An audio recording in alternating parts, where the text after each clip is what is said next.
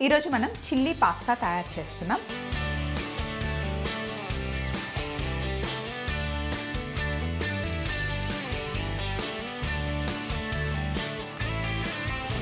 దానికోసం ఇదిగోండి వేడి నీళ్ళు మరుగుతున్నాయి. ఇందులో మనం పాస్తా వేసి ఫస్ట్ ఉడికించుకోవాలి.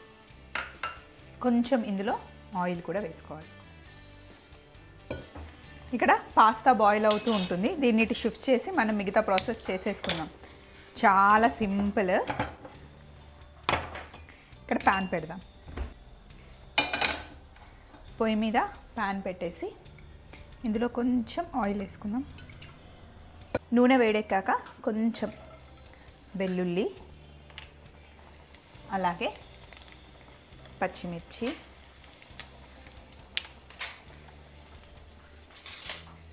వేసి ఒకసారి వేగనిద్దాం. కొంచెం ఆయిల్ సరిపోతుంది.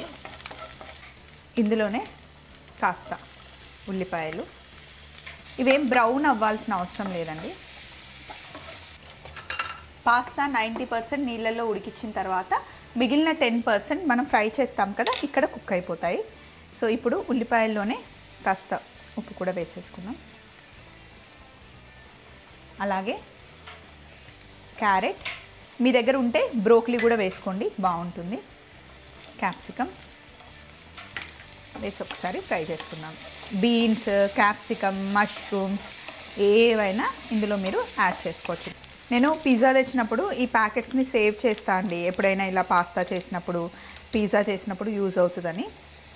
మిక్స్డ్ డ్రై హర్బ్స్ అన్నమాట వేసేస్తున్నా. ఇందులో ఫ్లేవర్ బాగుంటుంది. ఇలా ఇవి ఫ్రై అయిన తర్వాత నా చేతిలో చూడండి చిల్లీ పేస్ట్ ఉంది. ఎండుమిరపకాయలని బాగా ఉడికించి మిక్సీ పట్టేసుకోవడమే, అంతే. ఇందులో వేస్తున్నాను. కొంచెం కుక్ అవ్వాలి ఈ వెజిటేబుల్స్తో పాటు. పాస్తా కూడా కుక్ అయింది. పాస్తాని తీసి ఇందులో వేసేసుకోవడమే.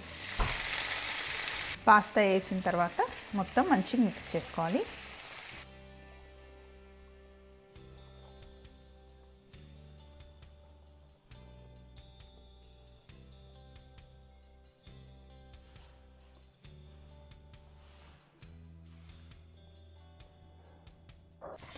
ఇట్లా ఫైనల్గా మొత్తం కుక్ చేసిన తర్వాత లాస్ట్లో కొంచెం ఫ్రెష్ క్రీమ్ యాడ్ చేస్తే టేస్ట్ బాగుంటుంది. ఇది మటుకి ఆప్షనల్, మీకు నచ్చితే వేసుకోండి, లేకపోతే లేదు. కమ్మగా క్రీమీగా ఉండడానికి నేనైతే యాడ్ చేస్తాను. అలాగే స్ప్రింగ్ ఆనియన్స్, చాలా కలర్ఫుల్గా యమ్మీగా ఉంటుంది. ఇదిగోండి స్పైసీ పాస్తా, చిల్లీ పాస్తా ఏదైనా అనొచ్చు, అంతే. బౌల్లో సర్వ్ చేసుకోవడమే. చలో మరి.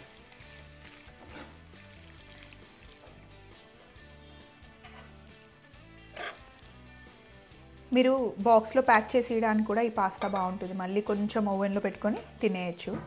అదే వైట్ సాస్తో చేసింది అయితే వేడివేడిగా అప్పుడు తిన్నదే బాగుంటుంది, మళ్ళీ వేడి చేసిన దానికన్నా. ఇదైతే మళ్ళీ వేడి చేసినా కూడా చాలా టేస్టీగా ఉంటుంది.